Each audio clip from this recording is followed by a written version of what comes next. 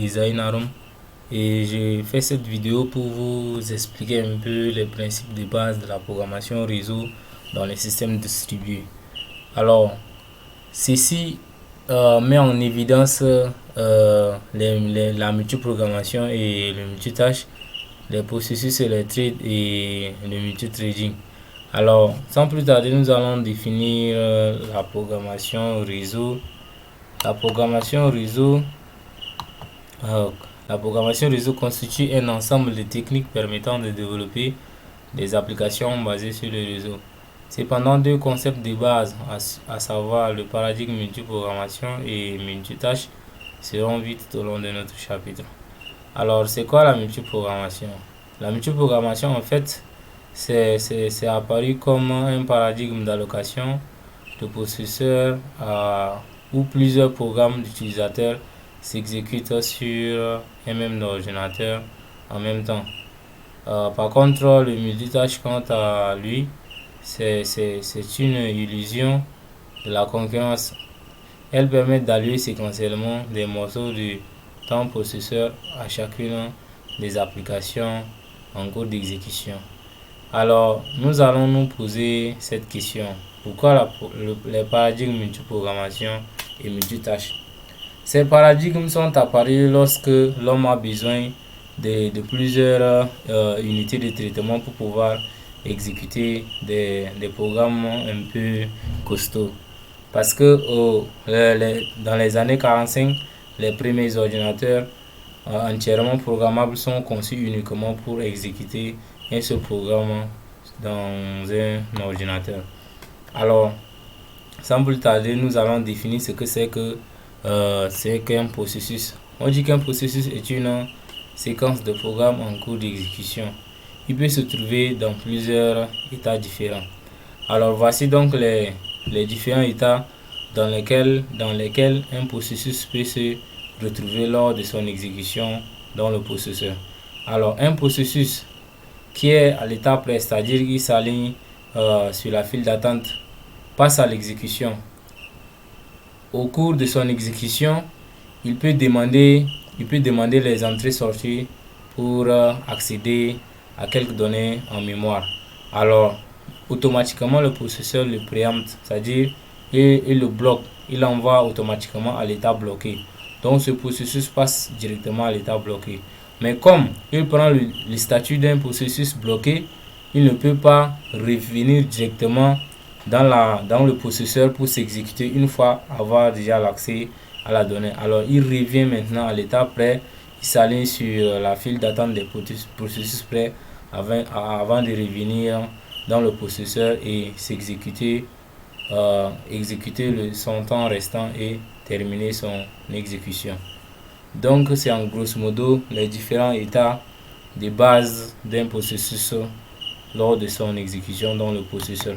Alors ceci est mis en œuvre par le schéma ci-face. C'est-à-dire ici on a affaire à trois processus qui veulent s'exécuter dans le processeur. Alors le processus 1 passe d'abord à l'exécution parce que on suppose que c'est lui qui a la priorité la plus élevée.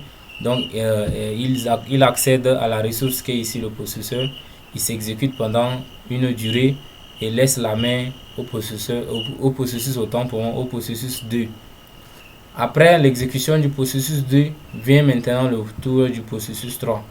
Mais comme on remarque ici sur la vue que ces trois processus n'ont pas encore fini leur exécution, ils reviennent maintenant, ils accèdent au fur et à mesure, c'est-à-dire selon leur ordre de priorité au processeur, ils accèdent, ils terminent leur exécution et ils quittent définitivement le processeur.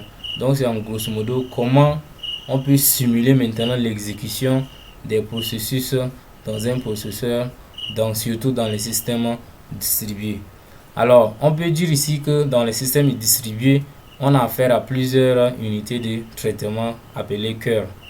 C'est-à-dire ces cœurs, on les dispatche, c'est-à-dire on leur attribue les tâches spécifiques qu'ils doivent exécuter dans un temps record, c'est-à-dire dans un temps accordé par ce dispatcher-là.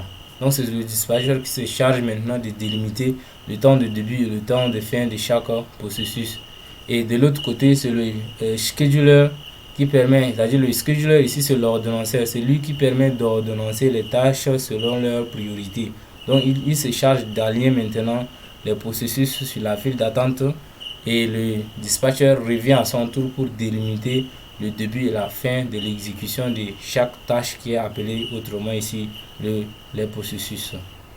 Donc ici, on passe maintenant au trade. Comme on a déjà fini avec les processus, on passe maintenant au trade. On dit que un trade est une instance d'un programme qui effectue certaines tâches et s'exécute dans un processus. Donc on peut l'appeler autrement un processus léger.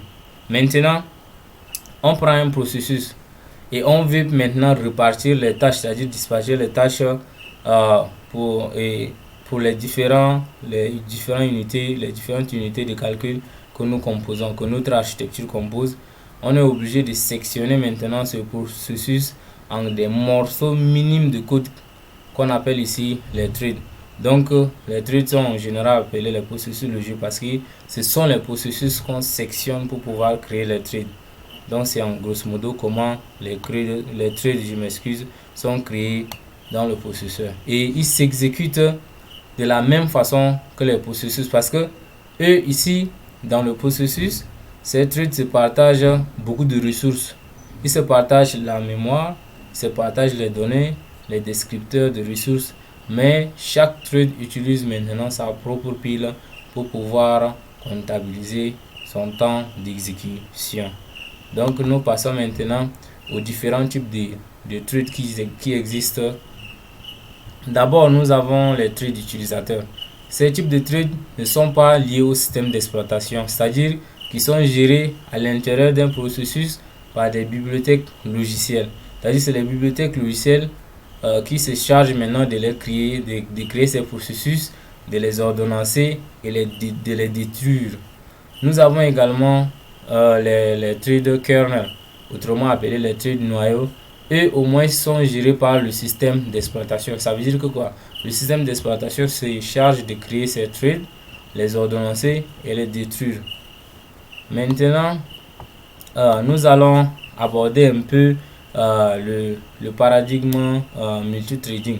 Le multithreading c'est en fait une technique qui permet d'écrire de manière à ce que plusieurs activités puissent se dérouler simultanément dans le programme, c'est-à-dire à l'exemple du langage de programmation Java. Le langage de programmation Java est un langage multithreading parce que ici on aura à définir les différents objets et les faire interagir entre eux, c'est-à-dire c'est en fait la communication interprocessus, on peut le dire. Donc dans la partie orientée objet du langage Java, on se rend compte qu'on est en train de faire de la programmation multithreading, c'est-à-dire on définit les objets selon leur classe et on les fait interagir entre eux. Donc ainsi prennent donc fin les principes de base de la programmation réseau. Donc chers amis, si la vidéo vous a plu, n'hésitez pas de liker, de partager et surtout de vous abonner à ma chaîne YouTube pour ne pas rater les prochaines vidéos. Merci et ciao ciao.